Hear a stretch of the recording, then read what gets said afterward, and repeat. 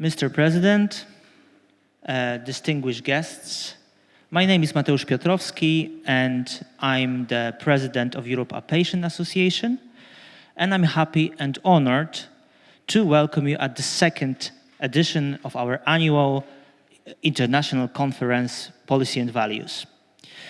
You're all waiting for the keynote speech of President Aleksander Kwasniewski, so I will just say two sentences. In a recent interview, Mr. President said that he would love to see in Poland a platform of in-depth, critical, and constructive discussion on how Europe should work. We hope that the Policy and Values Conference, also thanks to all of you, is becoming such a platform for building a sustainable, healthy, and resilient Europe. So, without further delay, let us now all welcome the person who twice won the race for the President of Poland, espousing the politics of winning without hatred for political rivals. One of the pillars of Poland's joining NATO and the EU, a long-lasting friend of democratic Ukraine, and a person who showed that values and politics can go hand in hand. Let us welcome Mr. President. Mr. President, the floor is yours.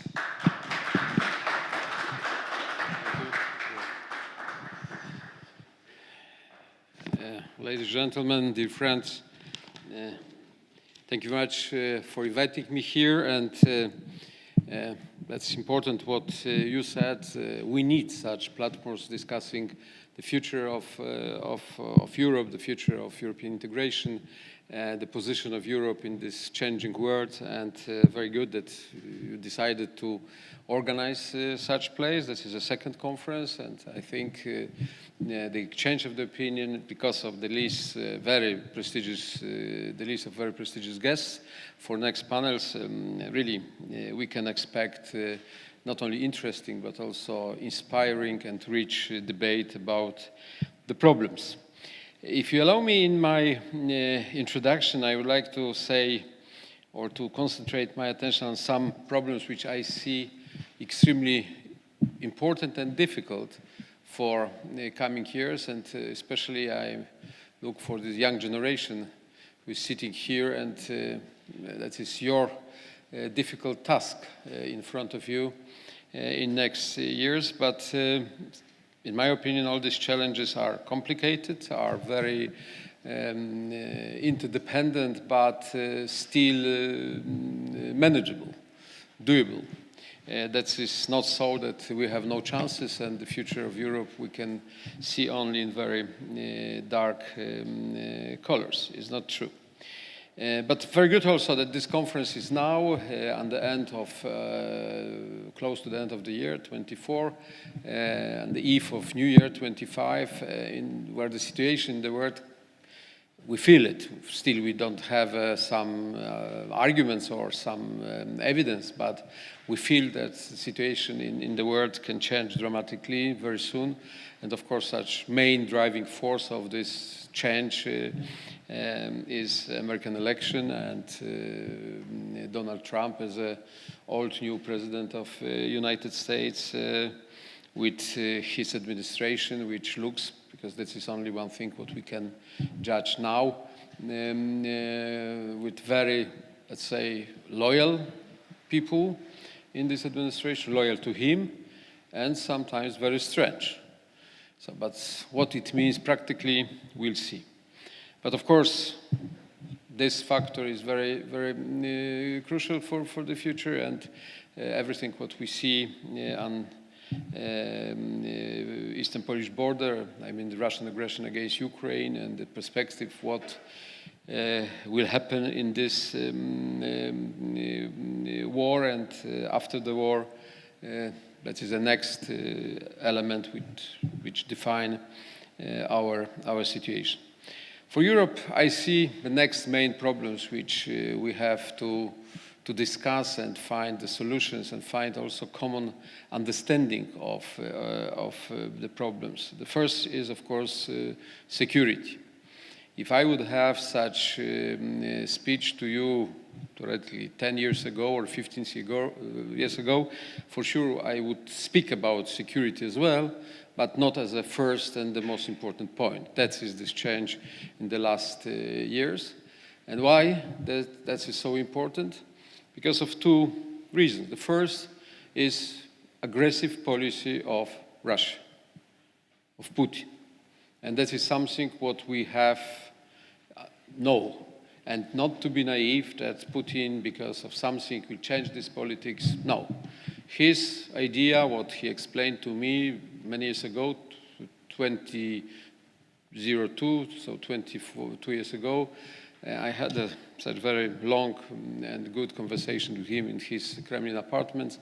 And I asked him about his two main goals as a young president, because he was only second year in the office. And he told me, Alexander, I have two ideas. The first is to rebuild Russian position on the international stage. And that is not sensational, that is even obvious. That is a role, that is an idea of each president, especially new president, to rebuild or to build the position as good, as strong as possible. But the second goal was much more important and from our point of view dramatic. It was, I want to rebuild Great Russia. He used this, we spoke in Russian, and in the Great Russian language, Velikaya Rossiya. It's even it sounds strongly, you know, Velikaya Rossiya. And what means Velikaya Rossiya? What means Great Russia? Historically, we know very well what it means. That's his Russian sense of Russian Empire before Bolshevik Revolution. That's the Soviet Union in sense of established after Tsar's Soviet Union.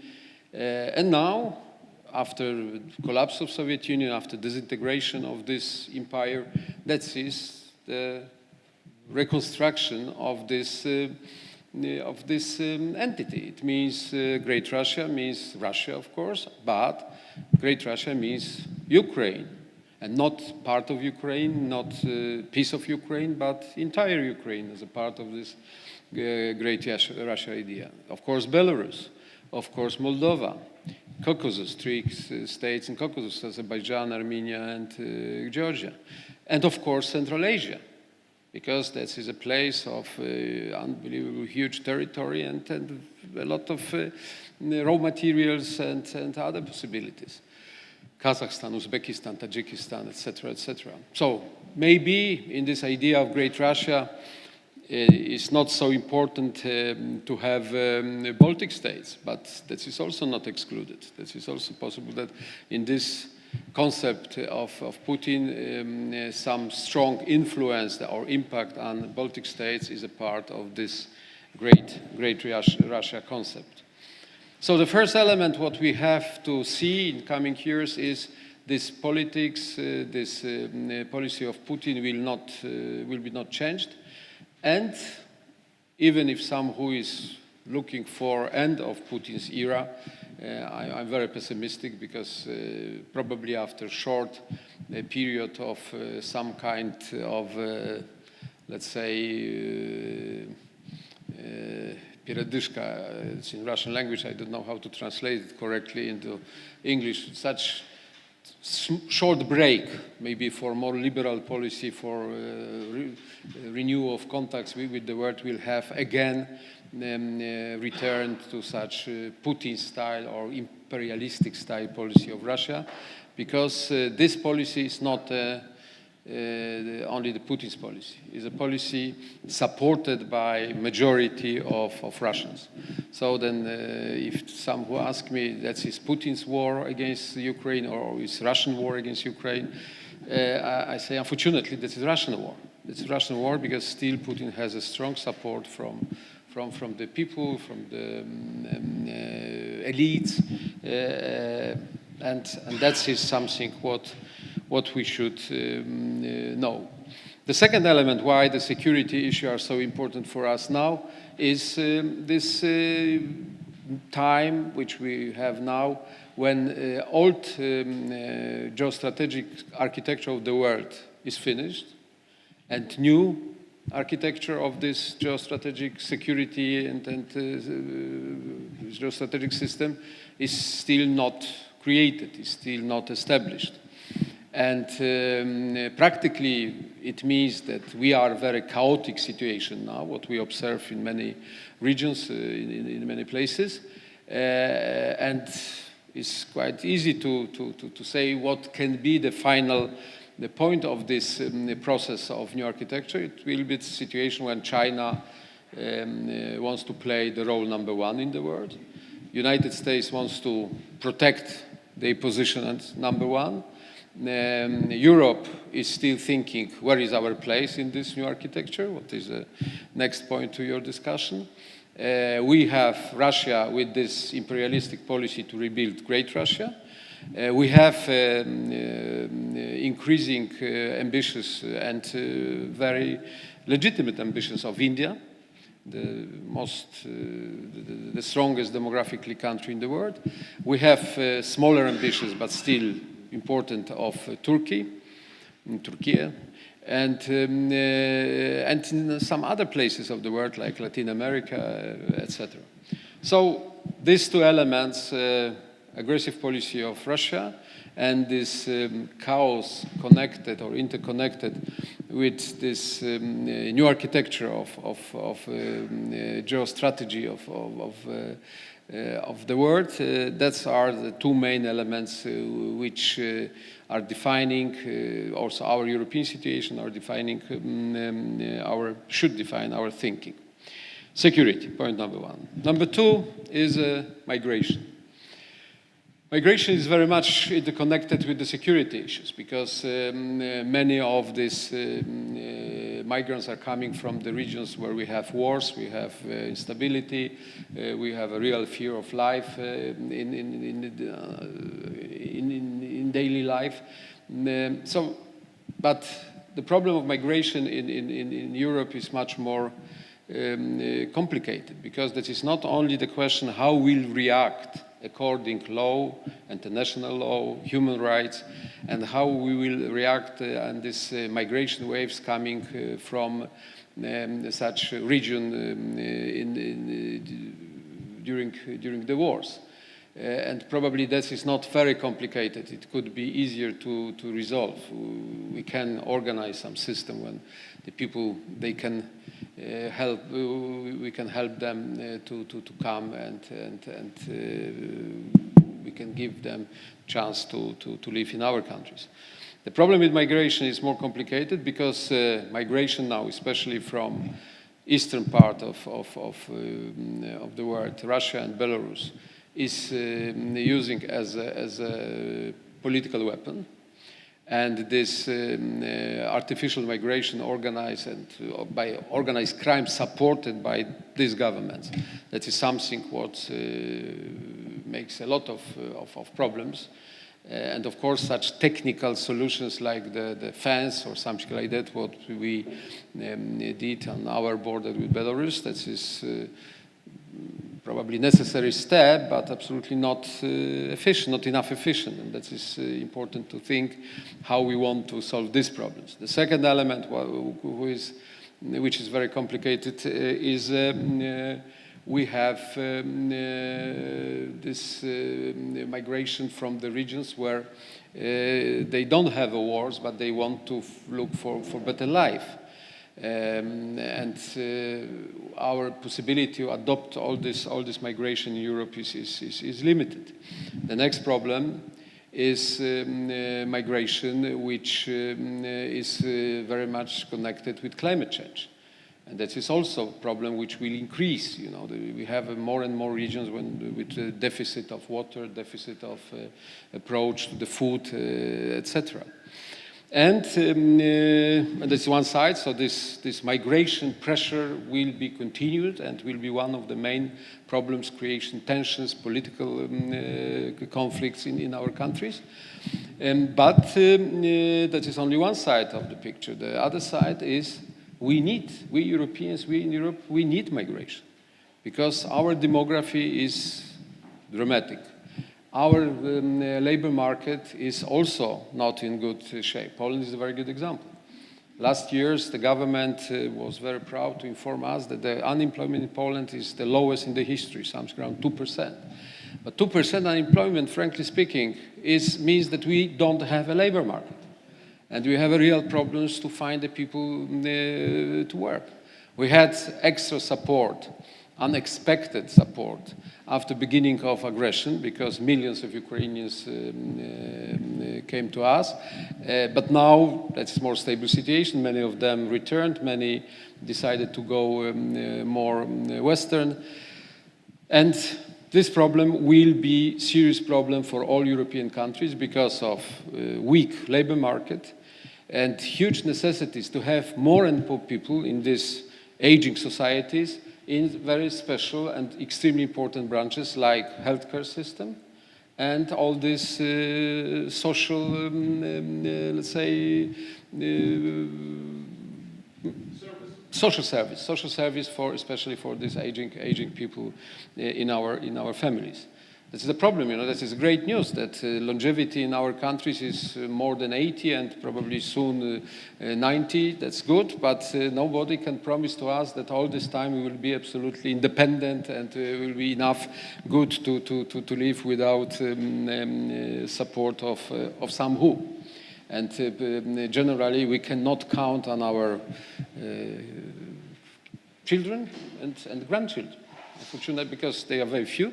And secondly, they are very busy. They have different tasks and different problems. So migration, number 2. Climate, shortly, I think today, if someone who is refusing this information about climate change and consequences of climate change is a blind person or frankly speaking, stupid person, because it's impossible today to ignore these very real consequences of climate change. And because we observed here in Central Europe, especially in Poland, we had dramatic floods this year. Some weeks ago, I've been in Spain. It was really 2-3 days after this Dana rains in Valencia and then Malaga. During 4 hours, they had the rain normal. So many liters as they had normally during 1 year, It's no one city, no one never and nowhere the infrastructure is prepared to adopt such quantity of water. So we'll have such anomalies more and more. In Poland for many, many years, I'm enough old man to tell you that in my childhood, youth, and then the hurricane, yes, we read about it, or we've seen in TV from Florida or some Asian countries. But in Poland, it never happened. Today we have hurricanes, we have cyclones, that is a real change. Politically, the problem is very, very difficult. Why? Because if you want to do something seriously, we need a lot of time, a lot of finances for that, and some kind of political consensus, what is also not easy to reach. Europe is the best, frankly speaking. Europe, if we compare Europe with other places, United States or China, we are much more advanced in understanding of the problem and looking for some effective instruments. But the problem is very important in short term as well. That is not enough to speak about Green Deal, some green projects, etc. It's necessary to make some very serious and responsible decisions now. how to change or how to enrich our infrastructure to be better prepared for such phenomena. How to change the structure of energy supplies, renewable, how to help these new technologies which can be very useful in this short perspective, but also in the long-term perspective for our preparation for climate change. Because before we stop these negative climate changes, we have to survive all these negative consequences in coming years. That is the problem. It was number 3. Number 4, I think that is something what I guess you will have a chance to discuss this topic here during your meeting, is a question of very, in my opinion, very interesting written by Mario Draghi and Nicoletta in this document about effectiveness of the European economy and competitiveness of Europe. I think that is something what we should discuss seriously, also on all political levels, because also, first, we need it, that is obvious, but the momentum for this is extremely important, because the pace of the changes connected with new technologies is unprecedented. And I said many times that the change, if we speak about the change, that is nothing special, because the change is a part of the history of mankind. If you want to speak about the life of Eva and Adam, and now you can see the changes. So not the change is a problem, but the speed of the changes, that's the problem. Because this speed is absolutely unprecedented. Never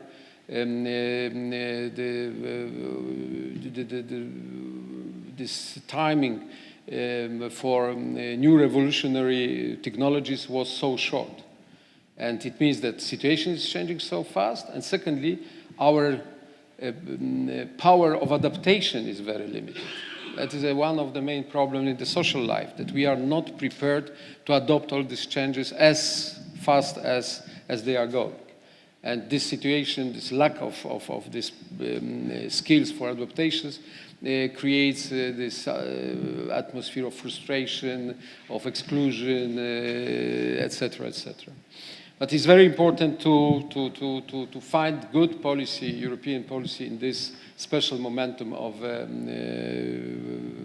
technological revolution, especially connected with artificial intelligence, but not only.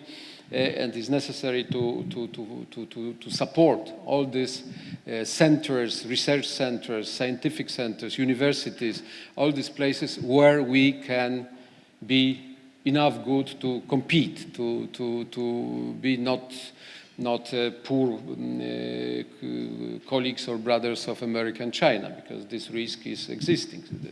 If you see today the list of the main technological companies, they are mainly from China and United States. It's European companies. It's okay.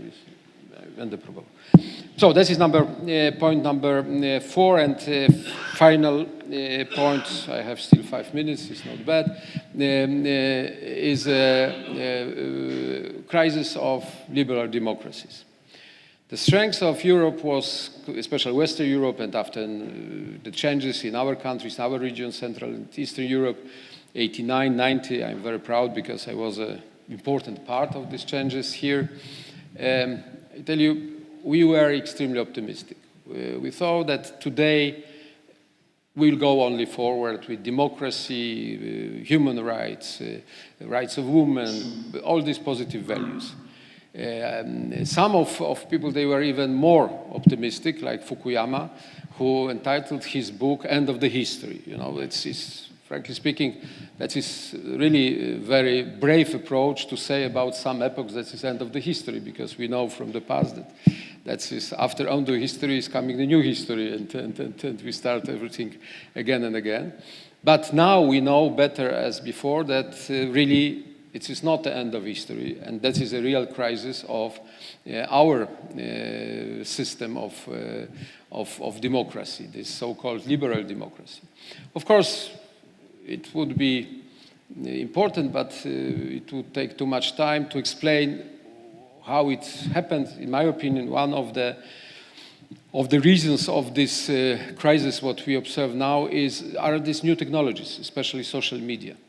The communication changed dramatically, and these methods, what are using by traditional parties, they are not working effectively. Today, you know, if you want to have a contact with your voter and your proposal is, you know, very good, deep program, party program, 20, 50 pages, etc., you have no chances. And to make this political program in 3 sentences, good for X platform, that is also not easy, and is changing all this language, all this concept of communication with our people. I think these new technologies, social media, etc., created something what, in my opinion, is not good, because that is my experience. I feel myself as a politician of the end of 20th century and beginning of 21st century. And I think this, let's say, in my period of activity, the managers of democracy were politicians. In the 21st century, the managers of democracy are PR specialists.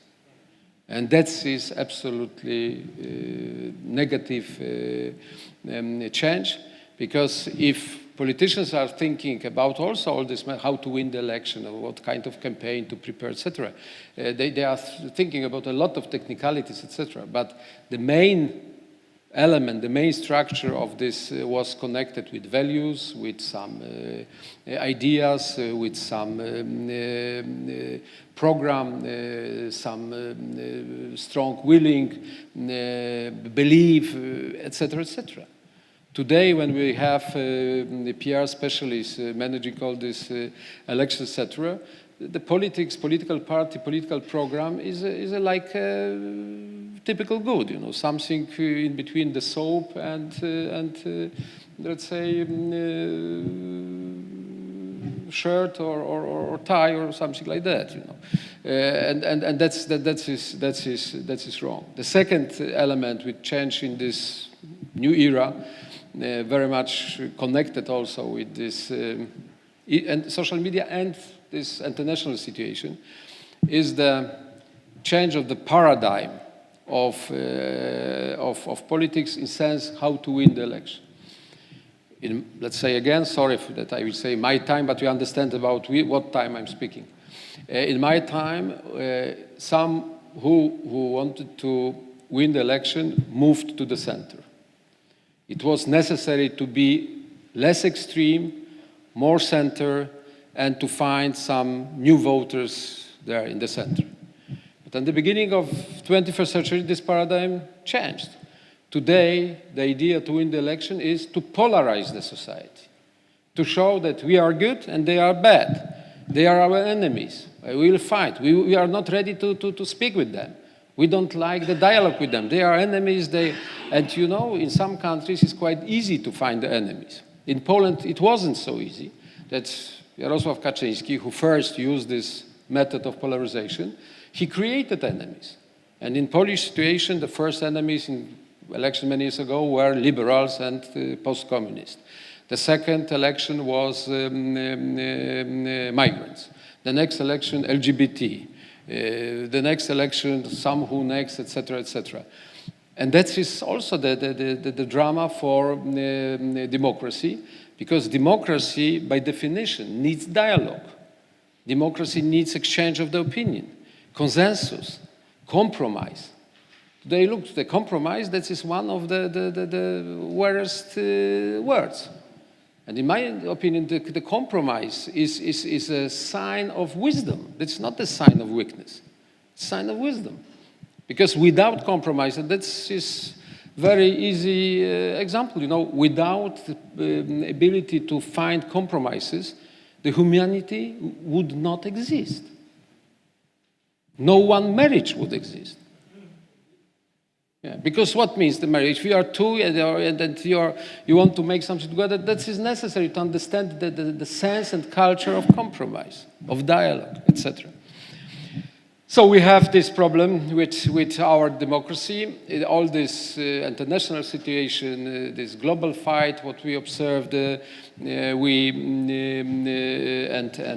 social, etc., created also something what is, and that's my last point, what is very, very dangerous for all of us, is increasing power of so-called populists.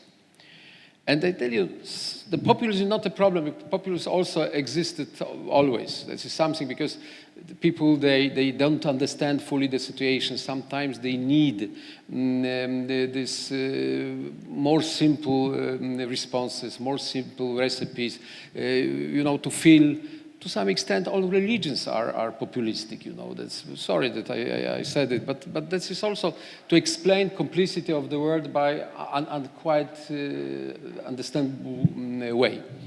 So that is that's happened. What is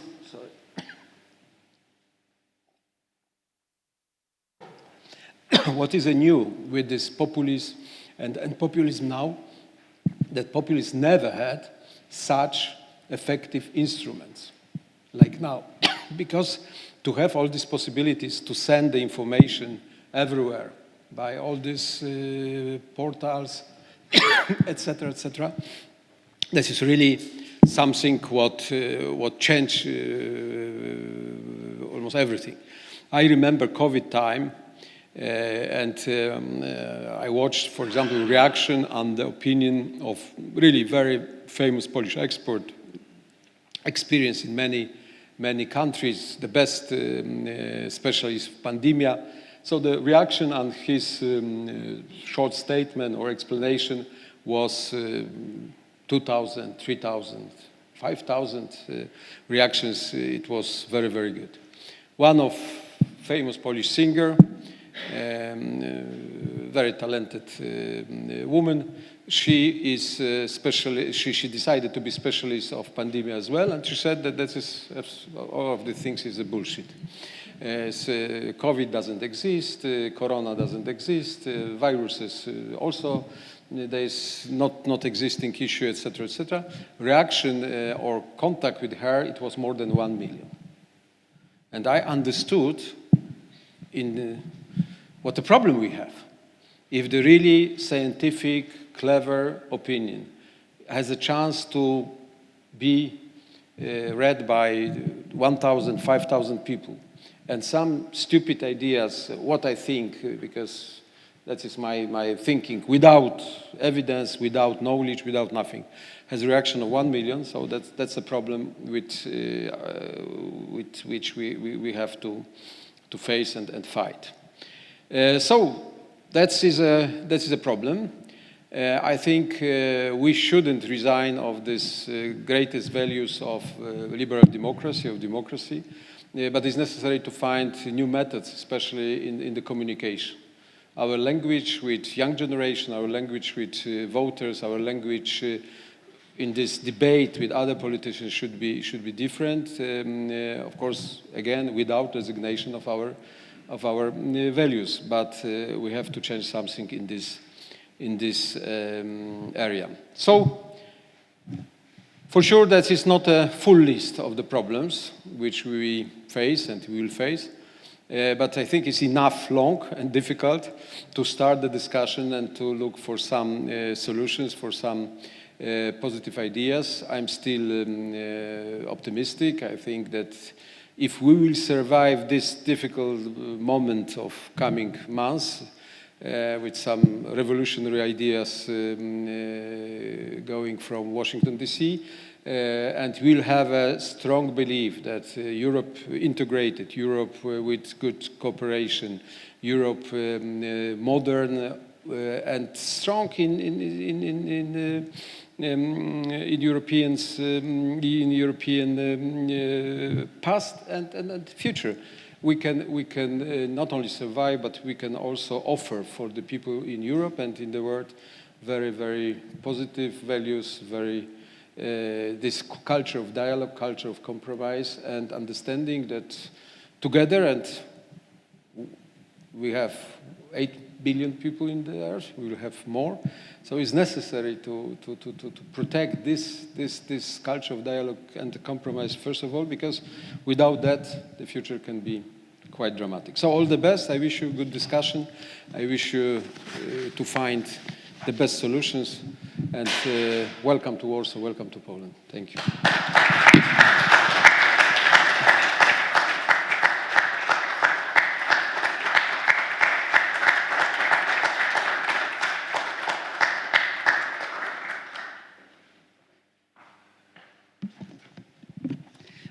Thank you very much, Mr. President, for your remarks about the new systemic architecture that is emerging and where we are in international relations.